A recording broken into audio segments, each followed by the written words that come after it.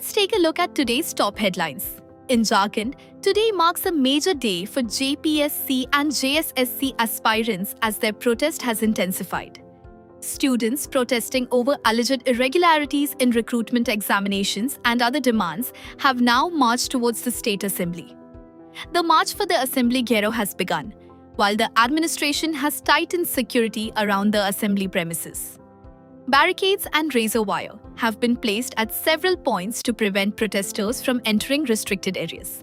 For now, students are sitting outside the barricades and staging a peaceful demonstration, raising their demands and calling for an early resolution to the issues surrounding the recruitment examinations.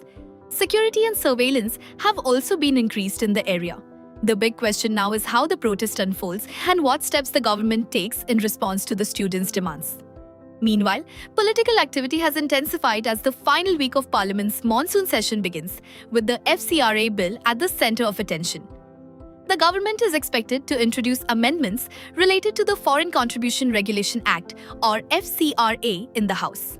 Union Home Minister Amit Shah is also expected to respond to the discussion surrounding the legislation. Congress, the Samajwadi Party, and other opposition parties have been raising questions over the proposed provisions and demanding a detailed discussion and clarification from the government. The government, however, maintains that the FCRA amendments will not harm anyone. Meanwhile, Congress has issued a whip asking its MPs to remain present in Parliament on August 10th, 11th, and 12th. NDA MPs have also been instructed to remain in Delhi. With the session entering its final week, the FCRA bill is likely to trigger a major political confrontation and heated exchanges between the government and the opposition. In Delhi, the political battle between the BJP and the Aam Aadmi Party has intensified over the Delhi Lakshmi Yojana. BJP workers staged a protest outside the office of AAPMLA Prem Chauhan in the Dakshinpuri area, accusing the Aam Aadmi Party of creating hurdles in bringing the scheme up for discussion in the assembly. Protesters surrounded the MLA's office and demanded that the scheme be implemented at the earliest.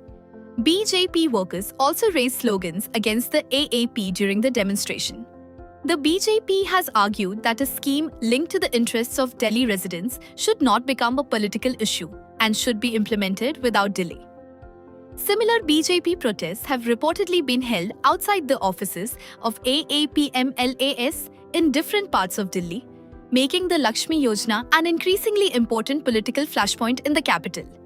On the religious front, Madhya Pradesh's Ujjain witnessed a massive gathering of devotees on the second Monday of Sawan at the Mahakaleshwar Mandir.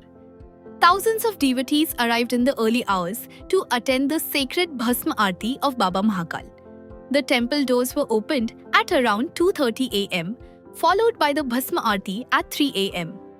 Before the special ritual, Baba Mahakal was given a Panchamrit Abhishek and adorned with a divine shringar using bhang and chandan. Amid chants, conch shells and traditional drums, sacred bhasma was offered to Baba Mahakal.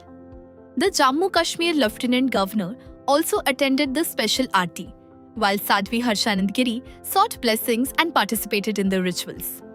With a massive crowd expected throughout the day, the administration has made special arrangements for devotees. In the evening, Baba Mahakal's traditional savari will also be taken out, attracting thousands of devotees to Ujjain. And finally, there is some relief from Sikkim, where the crucial NH10 connecting Sikkim with Paschim Bengal is gradually being reopened to traffic after remaining closed for nearly a month. The highway had been shut following major landslides, severely affecting connectivity to Gangtok and surrounding areas. Controlled movement of vehicles has now begun, bringing relief to residents, commuters, and travelers who had been facing difficulties for weeks. Minister N.B. Dahal said the road is repeatedly affected by natural disasters, directly impacting Gangatok's lifeline connectivity.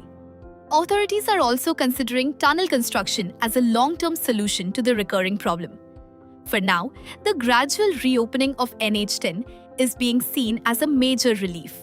Although vehicle movement remains controlled due to the continuing risk of landslides and unpredictable weather in the hilly region.